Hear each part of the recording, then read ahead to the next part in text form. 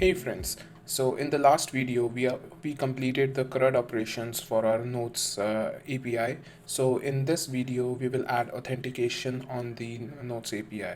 So we will start with registration for a user and then we will log in, and I'll teach you about the whole authentication process in future videos. So let's get started. So the first thing that you have to do is open your MySQL workbench, and you have to create a users table here. So use the same notes database, and you can create the users table with an ID, username and password. ID will be an int, a primary key, and auto increment, and the username will be just a varchar with 100 characters max, and not null, and the password will be a varchar for 500, not null.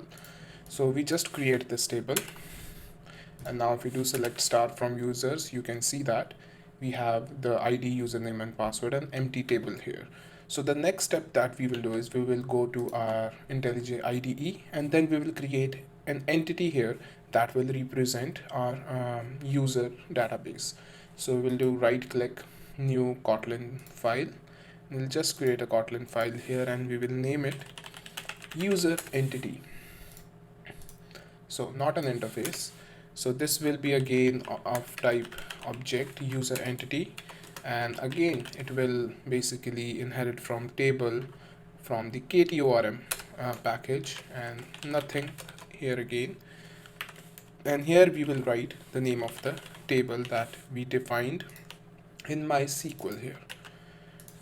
So this, we have done all these things in the previous videos. Right now this is just a repetition, but I would like to go through so you do it once again and get into the habit of it. So we will create three properties here. The first one will be ID, which will be of type int, and the name, so this is what we have named it in the database, and this is a primary key. Then we have username, which is varchar, and again username, and then we have password.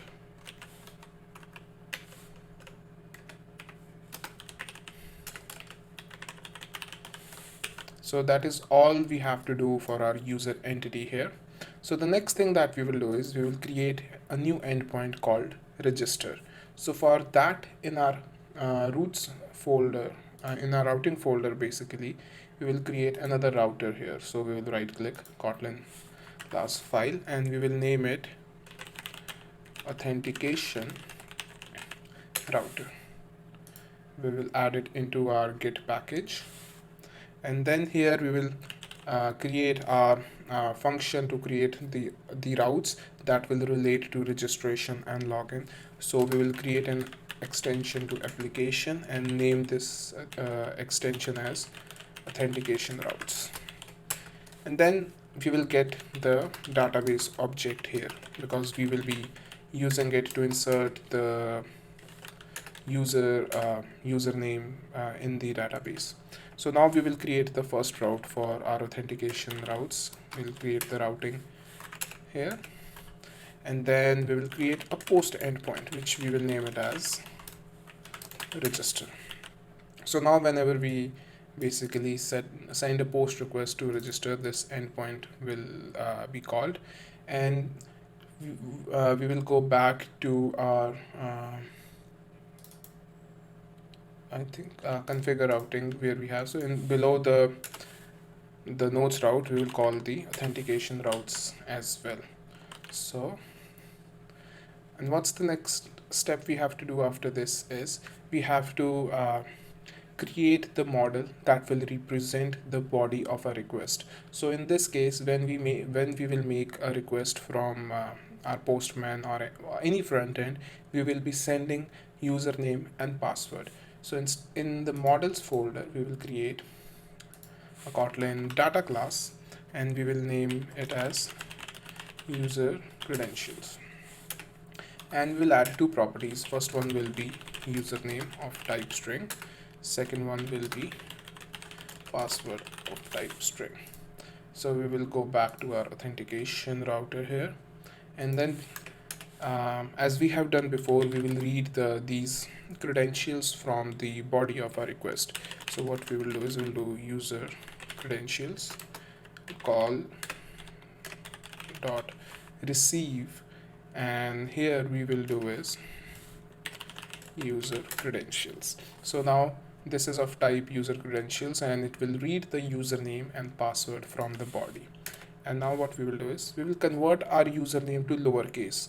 So I'll explain it a bit later why we are doing it, but let's do it. We'll create the username and we'll do user credentials dot username to lowercase, and we'll also just store the password in a separate property as well, uh, right here. Now the next thing that we have to do is we will insert the username and password into the database.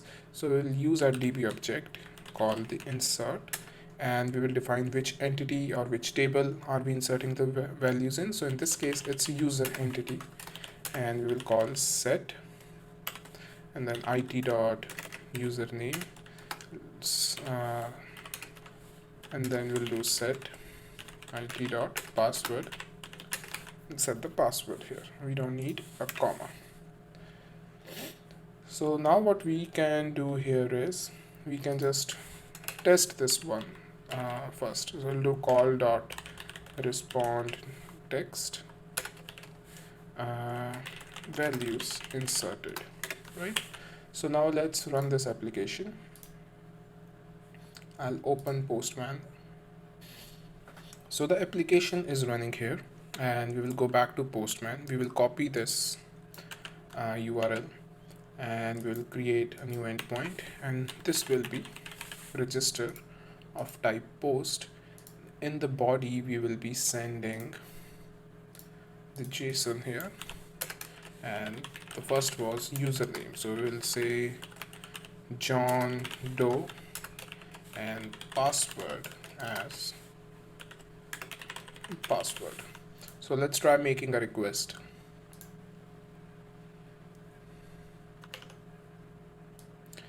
So it says that the serializer for class user credential is not found. So as we have seen this error a lot of times before, this is common mistake that we do, that we forget to make it serializable. So let's make this one serializable. Stop and rerun the server.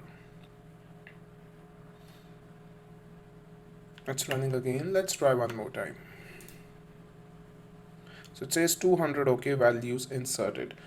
To check this, let's go back to our MySQL database and run our select star from users query, and you can see here ID1 username John Doe and its password. So basically usually we shouldn't be putting spaces in our username, so we'll add some validations later on. And what we can do is we can drop the table and create the table again, and we'll do John.Doe and send it, and let's do select star from users again, so you can see that everything is in lowercase letters. So that's all for this video. In the next video I will teach you how to basically encrypt this password, so we are not storing the password as plain text, because it is very insecure. You never want to store the passwords as plain text.